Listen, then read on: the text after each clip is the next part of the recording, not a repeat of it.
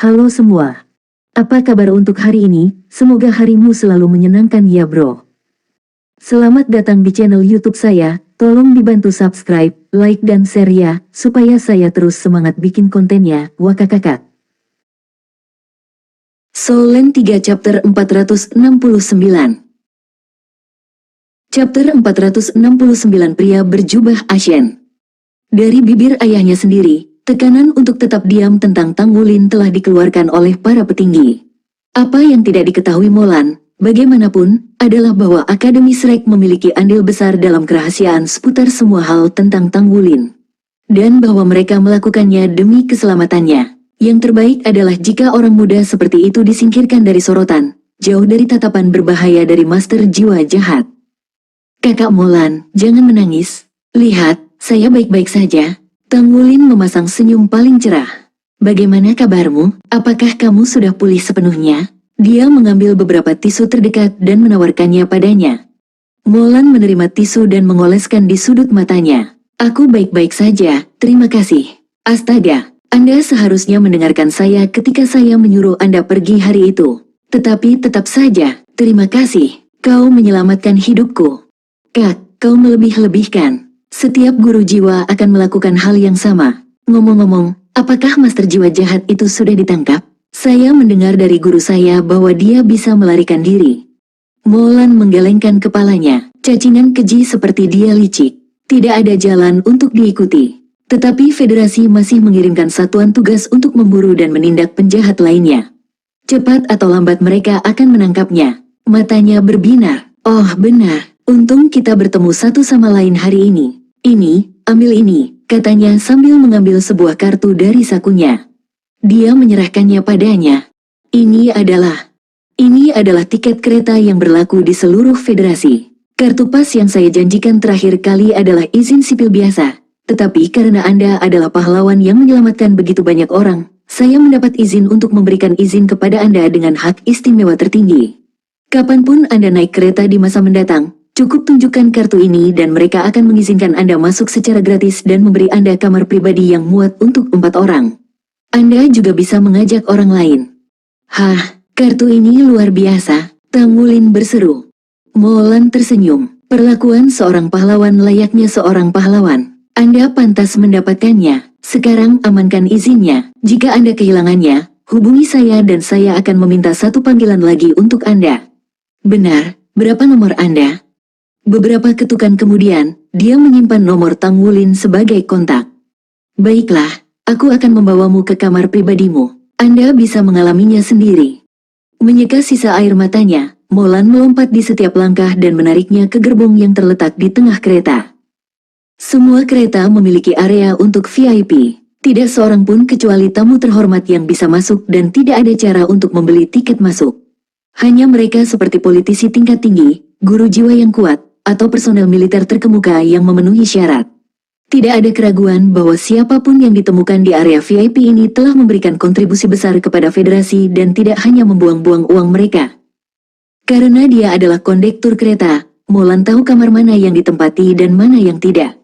Dia membawa Tang Wulin ke salah satu yang terselip di tengah.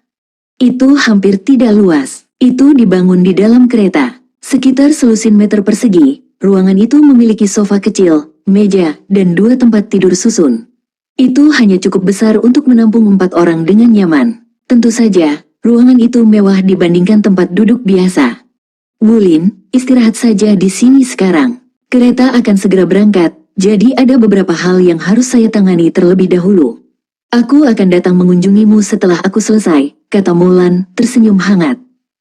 Baik. Sampai jumpa sebentar lagi, kakak. Begitu kunci pintu diklik, Tang Wulin jatuh kembali ke kasur, elang terkapar. Dia berguling sekali, menekan wajahnya ke spray. Dia menarik napas. Aroma cucian segar terasa menenangkan, dan betapa tenangnya ruangan itu, dia bisa bermeditasi dengan damai di sini. Tapi dia tidak bermeditasi. Sebaliknya, istirahat yang sudah lama memang tampak lebih menarik. Seperti sedang menghilangkan ketegangan dan stres yang terpendam melalui napas yang dipicu oleh tidur. Jadi di sana dia berbaring, menikmati kedamaian dan ketenangan. Kelopak matanya menjadi berat dan pikirannya menjadi kabut yang mengantuk. Ketika Tang Wulin bangun, dia merasa segar, lebih energi daripada yang dia rasakan dalam beberapa minggu. Dia menghela nafas kesenangan saat dia meregangkan tubuhnya. Suara tepukan kaki di lantai bergema selama berjalan singkat Tang Wulin ke meja. Dia mengambil botol air gratis, minum beberapa tegukan, mengambil tempat duduk di meja. Dia mengintip keluar jendela dan menyaksikan pemandangan berlalu lalang. Hilang sudah pikiran tentang tanggung jawab dan tugas. Hanya dia dan pemandangan yang subur sekarang. Tiba-tiba, kereta api itu bergetar, membangunkannya dari ketenangan pikirannya. Apa yang sedang terjadi? Tang Wulin terangkat. Dengan insiden kereta terakhir yang masih segar di pikirannya, dia langsung waspada. Dia membuka pintu kamarnya dan mengamati daerah itu. Tidak ada orang lain yang bisa melihat. Saat Tang Wulin berlari keluar untuk menyelidiki, kereta itu mengeluarkan suara yang kacau. Molan, datanglah ke gerbong ke-9 sekarang. Jika tidak, aku akan meledakkan seluruh kereta. Rasa takut merayapi hati Tang Wulin saat dia mendengar suara itu. Serangan lagi. Tang Wulin berlari dari kamar pribadinya di gerbong ke-13 ke gerbong ke-9. Apakah teroris suka menyerang kereta dari Shrek ke Surgado? Seluruh kereta sudah menjadi gambaran kekacauan. Dengan serangan teroris sebelumnya yang hanya terjadi beberapa minggu sebelumnya, semua penumpang gemetar ketakutan, panik di hati mereka. Mereka melarikan diri dari gerbong ke-9, mencoba pergi sejauh mungkin. Sulit bagi Tang Wulin untuk melawan arus. Tanpa kekuatan fisiknya yang mencengangkan, dia akan terdesak oleh gelombang penumpang yang panik. Dia mendengar teriakan segera setelah dia mencapai gerbong ke-9, dan dia segera mengidentifikasinya sebagai milik Molan. Kotoran. Dengan berhati-hati terhadap angin, Tang Wulin mendobrak pintu gerbong dan masuk. Dia disambut dengan pemandangan yang mengerikan. Seluruh gerbong, merah tua, aroma logam darah kental di udara. Lusinan mayat yang dimutilasi berserakan di tanah, masih hangat dari kematian mereka baru-baru ini. Semua itu menyerang inderanya, gelombang rasa mual menghantamnya. Sebagian besar yang tewas adalah staf, dan mereka dipersenjatai dengan lebih baik daripada dalam insiden terakhir. Tapi yang jelas, itu masih belum cukup. Seorang pria pendek berjubah pucat berdiri di tengah gerbong, darah menggenang di kakinya. Paku tulang tumbuh dari jari telunjuk kanannya. Itu menembus bahu Molan. Dia mengangkatnya ke udara dengan lengan yang anehnya lebih tebal dibandingkan dengan bagian tubuh lainnya. Katakan padaku, siapa anak yang menyelamatkanmu terakhir kali? Bagaimana saya bisa menemukannya? Katakan padaku, dan aku akan memberimu kematian yang cepat, kata pria itu, suaranya menyiksa telinga dan pikiran. Molan gemetar ketakutan, tetapi dia mengertakkan gigi dan tetap diam. Menolak untuk berbicara, saya akan memberi Anda rasa penyempurnaan jiwa api fosfor saya. Senyuman menakutkan terlihat di wajah pria itu saat dia mengulurkan tangan satunya yang seperti cakar. Api hijau tua muncul di telapak tangannya dan dia memindahkannya ke dahi Molan. Berhenti, aku di sini. Tang Wulin menyerang pria itu, matanya berkedip ungu saat dia menggunakan serangan spiritual mata setan ungu. Saat tatapan mereka bertemu, Tang Wulin membeku. Mata hijau yang menghantui itu. Dia tersentak dan memegangi kepalanya. Rasa sakit membakar pikirannya dan mencerminkan usahanya untuk mengejutkan pikiran pria itu. Melawannya, Tang Wulin bukan apa-apa, semut di depan gajah.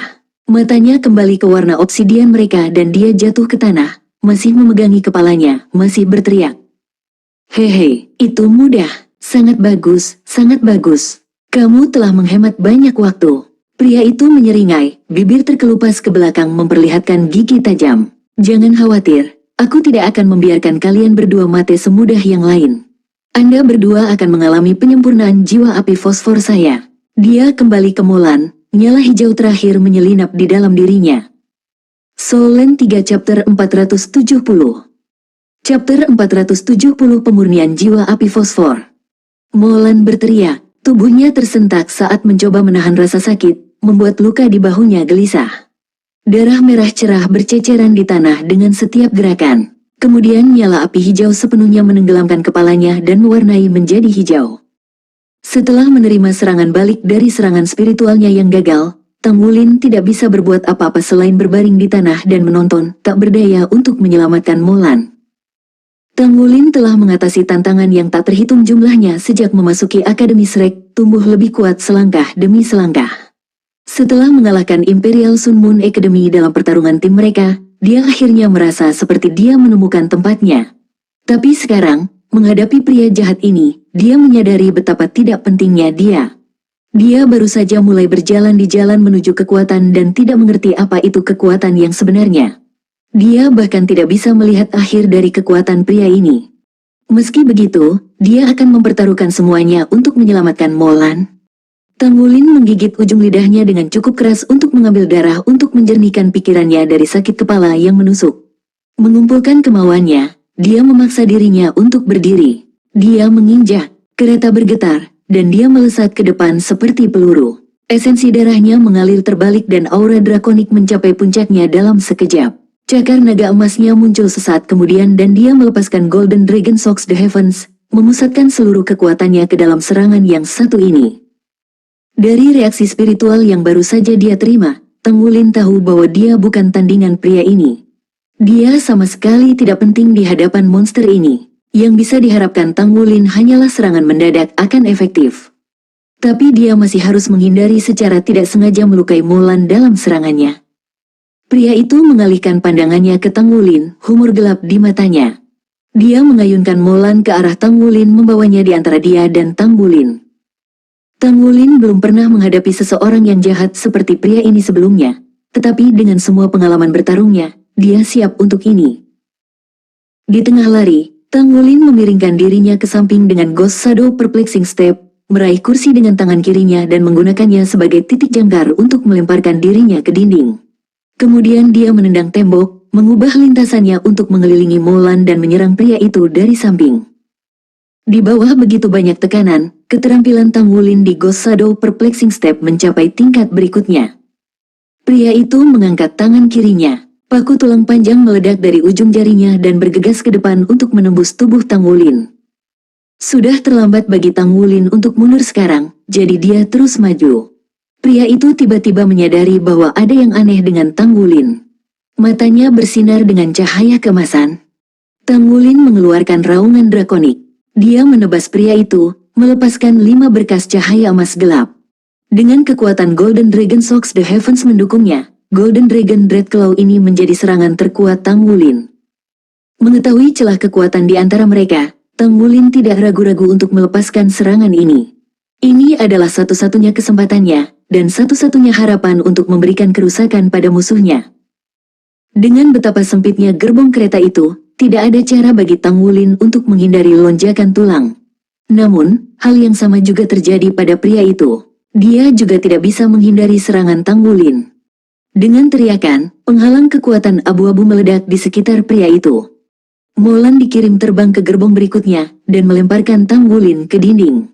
Dinding logam runtuh, membentuk kawah kecil dengan Tang Wulin yang tertanam di tengahnya. Tang Wulin berjuang untuk membuka matanya. Dia samar-samar bisa melihat 5 luka di penghalang pria itu. Pria itu melolong tidak manusiawi, mirip dengan binatang buas yang menakutkan. Cahaya yang ditentukan melintas di mata Tang Wulin. Dia menembakkan seuntai rumput biru untuk membungkus kursi di dekat gerbong yang didaratkan Molan dan menarik dirinya.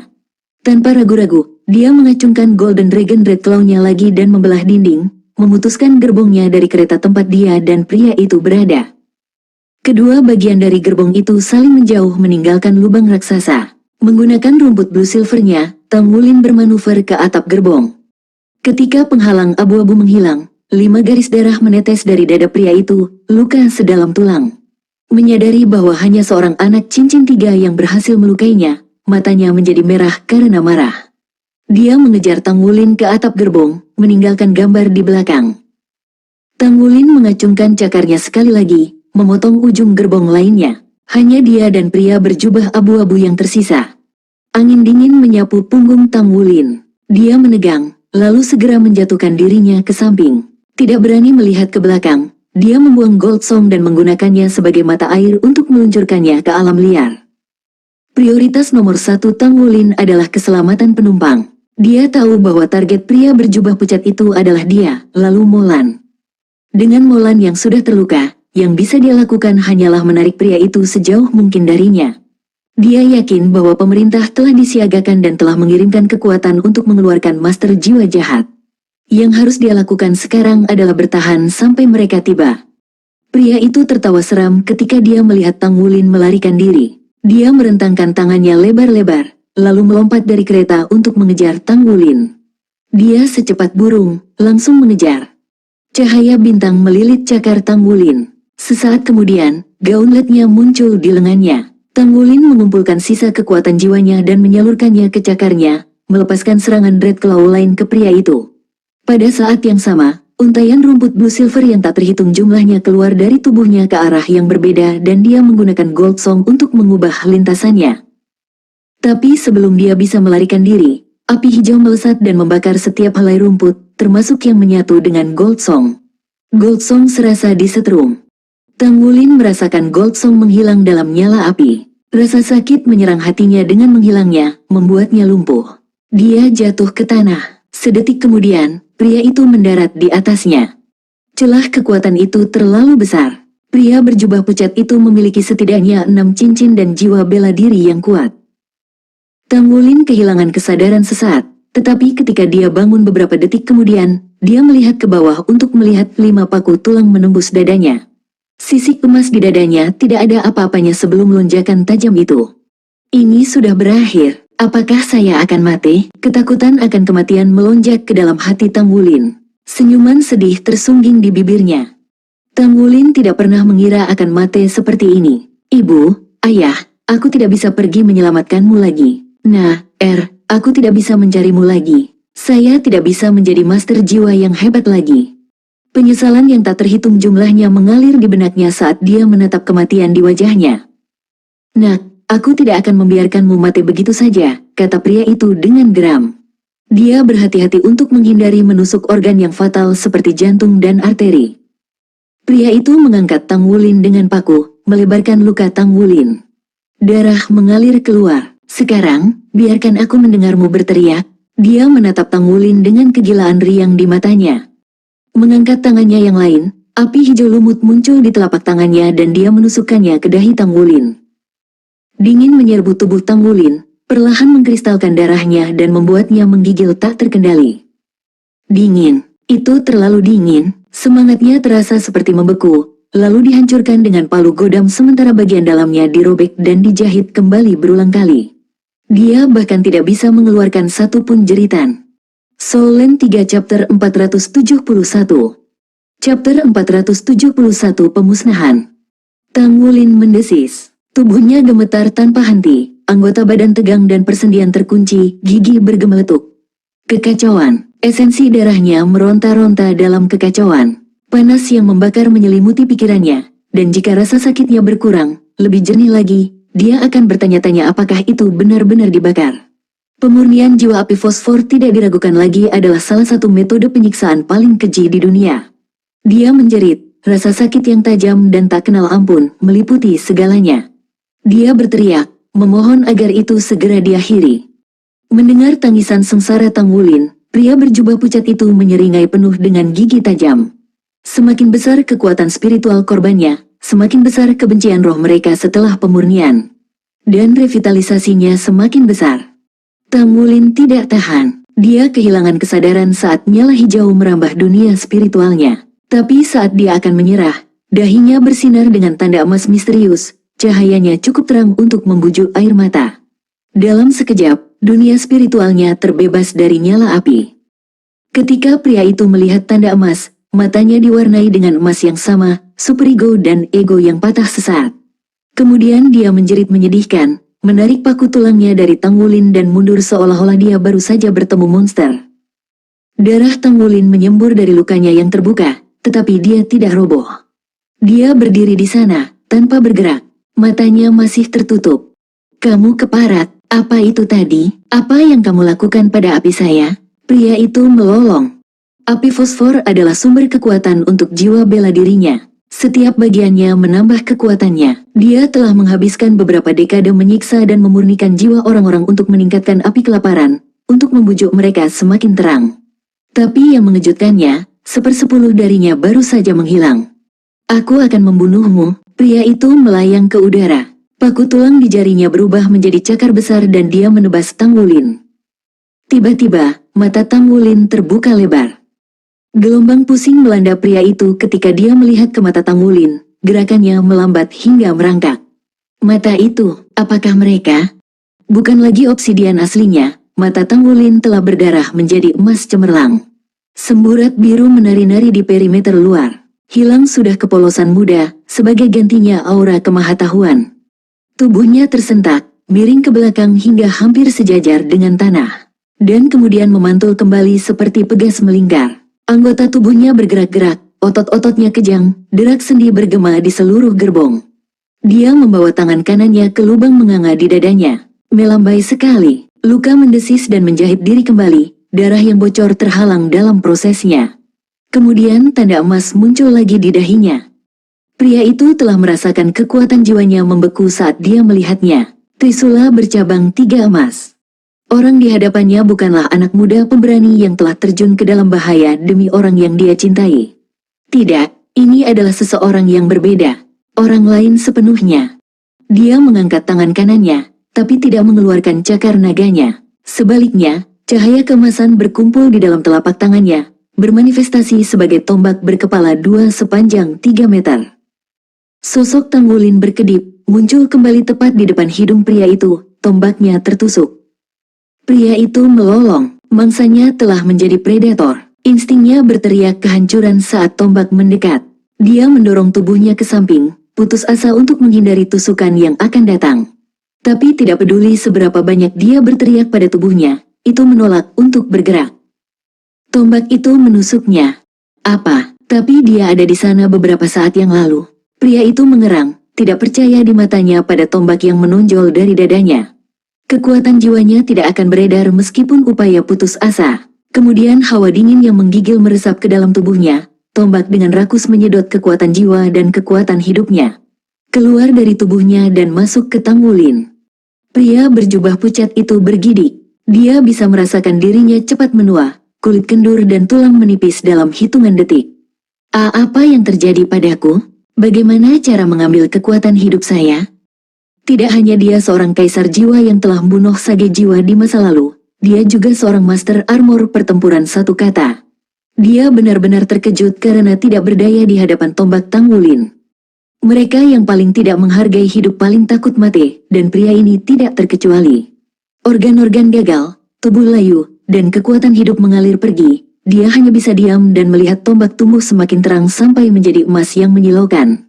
Dia berteriak diam-diam memikirkan kematiannya yang tak terelakkan dan akan segera terjadi. Dia mengencangkan matanya. Ketika dia membuka matanya lagi, dia mendapati dirinya dikelilingi oleh warna hijau yang menyesakkan. Ratapan sedih memenuhi udara, hantu hijau menyala yang tak terhitung jumlahnya di belakangnya. Mereka berbondong-bondong mendekatinya. Rangkullah dia. Mereka menelannya utuh dalam api mereka.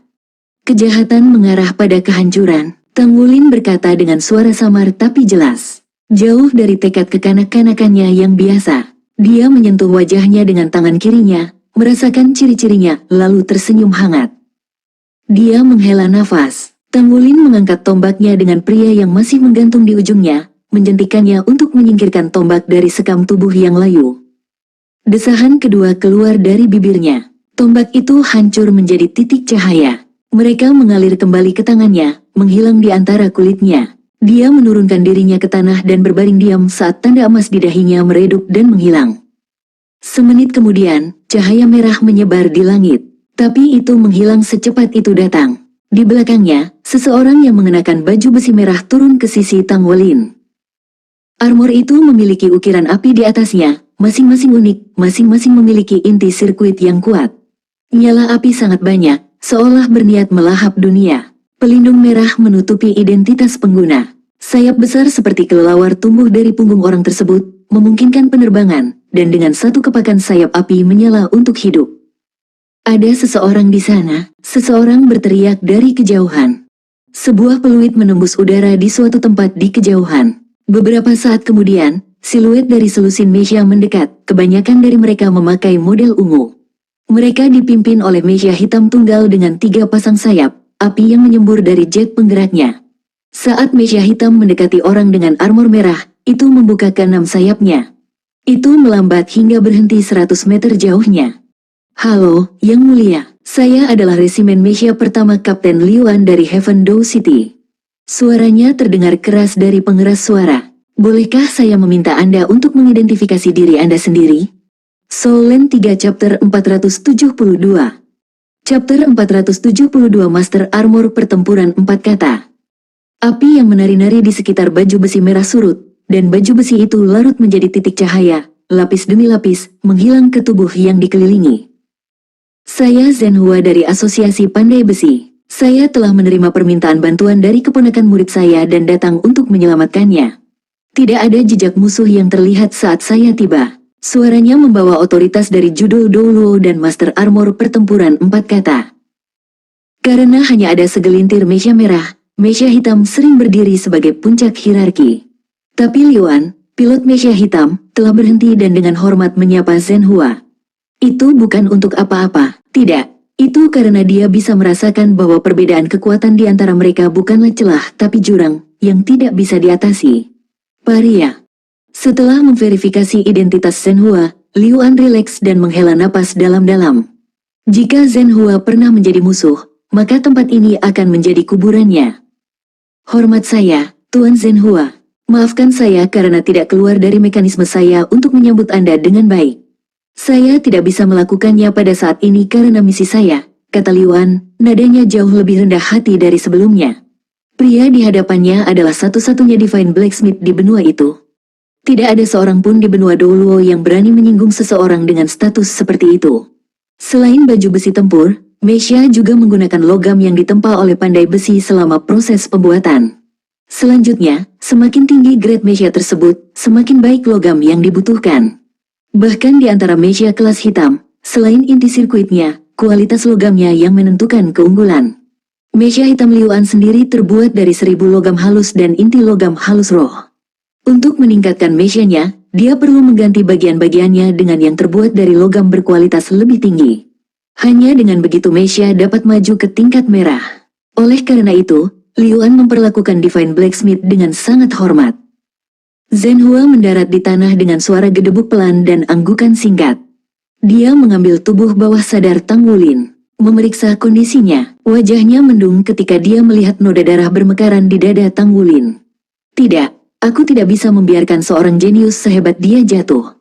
Dia adalah hadiah bagi kami pandai besi. Dia mengatupkan rahangnya, dan bagaimana saya menjelaskan kepada Mu Chen jika dia menjadi lumpuh? Selama terburu-buru ke gerbong ke-9, Tang Wulin telah memanggil Zhenhua untuk meminta bantuan karena kota Heavendou lebih dekat ke kereta daripada kota Shrek. Meskipun Zhenhua telah meninggalkan segalanya untuk bergegas ke tempat kejadian, perjalanan itu masih memakan waktu lebih dari 10 menit. Dan ketika dia tiba, pertempuran sudah berakhir. Zhenhua menekankan jari ke kulit halus pergelangan tangan bagian dalam Tang Wulin, merasakan denyut nadi. Matanya berbinar, dia hidup, dia dengan cepat menuangkan kekuatan jiwanya ke dalam tubuh Tang Wulin. Benar saja, jantung Tang Wulin masih berdebar kencang. Tapi itu lemah, kepakan lembut sayap kupu-kupu di dadanya. Meski begitu, dia punya kesempatan untuk hidup. Aku akan membawa anak ini kembali bersamaku ke Asosiasi Pandai Besi Surga Dou. Selidiki TKP dan cari jejak musuh. Saat anak itu pulih, aku akan minta dia bekerja sama dengan penyelidikanmu. Tanpa sepatah kata pun, Zhenhua melayang ke udara. Tang Wulin dipeluk dengan aman di pelukannya. Dan mereka menghilang dengan warna merah tua. Tidak ada yang bisa dilakukan Liuan untuk menghentikan Zhenhua. Neraka akan membeku sebelum dia dengan sengaja memicu kemarahan seorang Douluo berjudul dan Master Armor Pertempuran 4 Kata. Juga memegang gelar Divine Blacksmith, dia duduk di urutan teratas daftar orang yang tidak bisa tersinggung di benua itu. Liuan memberi perintah kepada resimennya untuk menggeledah sekitarnya. Tapi pada akhirnya, mereka tidak pernah menemukan jejak permusuhan. Bahkan tidak ada sehelai rambut pun untuk melanjutkan. Satu-satunya bukti dari tragedi itu, selain darah dan mayat serta kehancuran, adalah gundukan kecil abu berwarna hijau. Sisa jenazah teroris telah tertiup angin. Tang Wulin duduk terapung di laut di atas perahu kecil. Ombak membawa perahu berputar-putar, naik turun, naik dan turun. Dia menahan keinginan untuk mengosongkan isi perutnya. Rasa sakit menjalar ke setiap inci tubuhnya. Ini harus menjadi limbo antara hidup dan mati. Dia tidak bisa membayangkan hasil lain selain kematian setelah mengalami penyempurnaan jiwa api fosfor. Perahu itu berangsur-angsur menjadi stabil, ombaknya mereda. Sakitnya mereda dan kehangatan yang menenangkan memenuhi dirinya. Beberapa saat kemudian, kehangatan menghilang dan pikirannya bergejolak. Dia membuka matanya, putih bersih, terbentang di atasnya dan dirusak hanya menjadi punggung tipis yang membedakan setiap ubin langit-langit. Aku tidak mati, Tang Wulin menatap ke angkasa, tidak bergerak. Beberapa menit kemudian, dia akhirnya tersadar dari lamunannya dan tersentak ke posisi duduk. Sebuah serangan merobek tenggorokannya, melewati gigi yang terkatup. Tubuhnya terasa pegal, ototnya berat dan kencang seperti pegas yang melingkar, dan Dadanya terasa terbakar. Rasa sakit membawanya kembali ke akal sehatnya. Aku hidup, dia menghela nafas lega. Tapi bagaimana saya tidak mati? Dia mengamati ruangan itu. Tidak ada yang perlu diperhatikan selain kurangnya kekacauan dan debu. Dia tidak bisa membayangkan ini menjadi kamar untuk narapidana. Tidak mungkin master jiwa jahat akan memperlakukannya dengan baik juga. Pria itu adalah yang paling keji dari yang keji, yang mampu melakukan tindakan yang tak terkatakan tanpa mengedipkan mata. Tang Wulin mengirim inderanya ke dalam, memeriksa keadaan tubuhnya. Yang mengejutkan, dia baik-baik saja. Selain saluran meridian yang sedikit rusak di dadanya, dia tidak bisa menemukan sesuatu yang salah. Semua energinya normal, tidak bisa dibedakan dari sebelumnya. Tetapi yang benar-benar membuatnya heran adalah bahwa kekuatan spiritualnya telah tumbuh secara signifikan. Sampai-sampai dia sekarang bisa merasakan perubahan terkecil dalam semua saluran meridiannya. Sensasinya membuatnya terkagum-kagum. Dia tahu apa artinya ini. Dia telah masuk ke alam roh laut. Ini adalah tonggak penting. Kultivasinya tidak akan dibatasi oleh kekuatan spiritualnya sampai dia mencapai 7 cincin. Dan itu jika tidak tumbuh lebih jauh saat itu. Lebih jauh, dia secara teoritis bisa menyatu dengan 3 jiwa roh ungu, cukup untuk menyediakan 9 cincin. Jalan untuk menjadi Douluo berjudul sekarang terbuka. Persyaratan untuk masuk ke pelataran dalam Akademi Shrek adalah sebagai berikut. Status sebagai Master Baju Besi Pertempuran satu kata, memiliki 5 cincin jiwa, dan mencapai alam laut roh. Mencapai 5 cincin jiwa adalah bagian yang mudah. Tang Wulin mungkin masih jauh, tapi dia punya 6 tahun. Dia bisa dengan mudah mencapai level itu dan mungkin melampauinya dalam jangka waktu itu dengan menyerap kekuatan Raja Naga Emas.